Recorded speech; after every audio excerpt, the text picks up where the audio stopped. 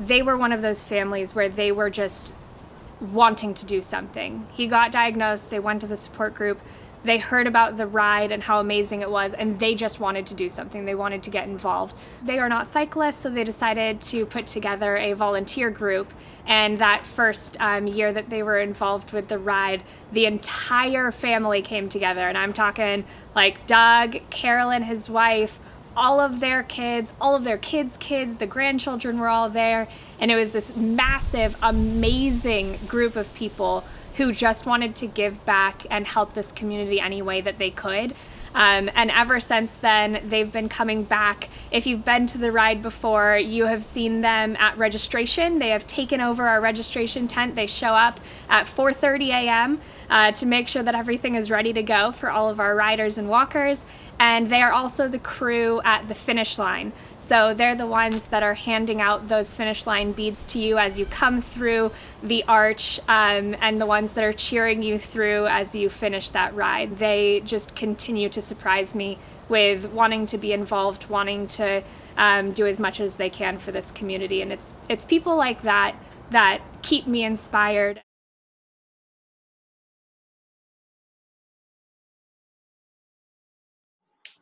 I'm number 2 daughter. My dad would introduce us as number 1, number 2, number 3, or number 4. So I'm number 2. My name is Becca.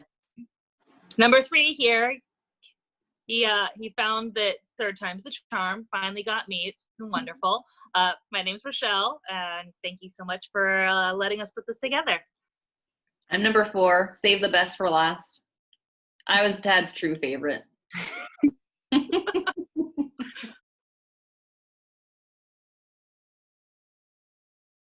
We've started volunteering when my dad, our dad, was diagnosed. We just had a couple months to get ready for the first ALS walk. Mm-hmm. And we found it a true honor to volunteer and raise money and provide support for the Golden West chapter that we didn't know was really there before. And because our father was diagnosed, it kind of brought us into a whole new realm of the world. And now we're fighting for people we don't even know that we love. There are so many people that are affected by this disease, and there is a cure. Our dad was very positive that through the funding and gathering of support that we can find a cure, and that it's not. His quote was, "It's not an uncurable disease; it's an underfunded one."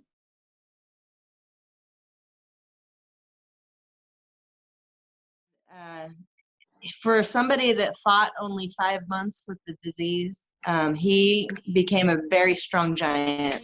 I truly take it as an honor to provide my time and finding the funds necessary to help those that are affected by this disease.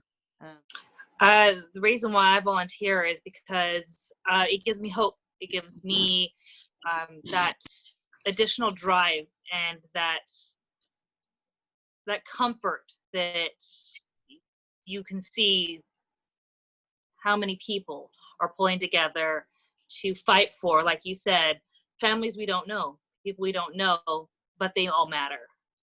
So it gives you a little more, it's added more substance to my life, knowing that even the little bit that I do still matters. It's important for me to volunteer because it's important to bring awareness to such an important cause. I volunteer because I'm really motivated to find that cure. What we also have on here, we wanted to share what our favorite dad jokes were.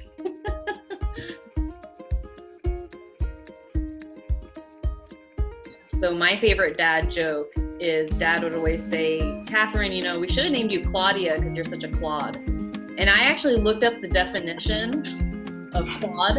And what is it here? I have it. It's often used as a general term of abuse. It's a stupid person, often used as a general term of abuse. People laugh at my punny jokes, and I say it's hereditary. I get it from my dad because they're just funny. So I recently have moved into an area where I have a little bit of land, and I never thought I would be a goat person, but I have 5 goats and an array of chickens, a couple pigs, even some turkeys. And I was reminded that he had a favorite goat joke, and it is, what do goats eat for breakfast? Shelley? Goat meal, of course. Oatmeal. Such a funny guy. So funny. We were reminiscing about how he would gravitate and pull all the grandkids, not even just grandkids, his own children together. The second one that we were talking about was a family of tomatoes, and they were going for a stroll one day. The papa tomatoes in the front of the walk, and then there's the mama tomato, and then there's the couple of little baby tomatoes, and you're just reminding the littlest one, let's go, let's keep up, let's go. And it just never worked. And so Papa Tomato went all the way to the back of the line and squashed the little baby tomato and said, catch up! And that's one that still resonates with us. That stupid one. But, you know, it was even the best because, you know, Katie's the baby, and we always, you know, she was going to be the one squashed. So we were all safe. No.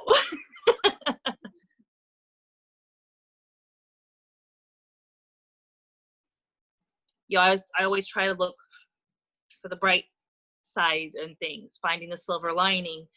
And ALS changed me dramatically with a drastic hole in my heart. Okay. Well, ALS has been actually a real big blessing for me in my life. I do miss my dad all the time. Our father, he made a big impact on our lives, our daily lives, and he would make sure that we were always checked up on. How you doing? How's life? And I don't think I go a day without thinking about him. And it has made me kind of put some priorities straight.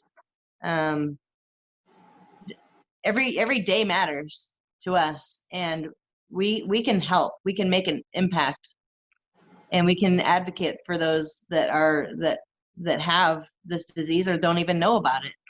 And I love spending time with my family, and with, you know, saying every I love you that I can, and hugs and kisses. You want to make sure that every moment matters. And I know with COVID right now is just really, it's putting a stress on the families that we can't see each other all the time. And even though we're not able to join in this event, and I will do my best to advocate for those that need it. You know, ALS has changed my life and our life, and it has impacted us and myself in a big way, because I don't go a day without missing our father. I tell him every day, I miss you, Dad. Yeah, we've lost Dad because of this monstrous disease. But like you were saying, Rebecca, I've also gained so much because you meet incredible people along the way who, like me, want to make a difference and defeat ALS, so that no more families will suffer unnecessarily, suddenly, and so unexpectedly like we did. Because, you know, Dad had that diagnosis in June, and 5 months later, December, he was gone. So yeah, it's impacted me, but meeting the people along the way to support a cure to prevent more families and young children from suffering a lost loved one. Yeah. Well, I love you, sisters. I love you. Love you too. Do it for Dad. Do it for Dad. His fight is our fight. Absolutely. Yeah. Woo-hoo. Represent.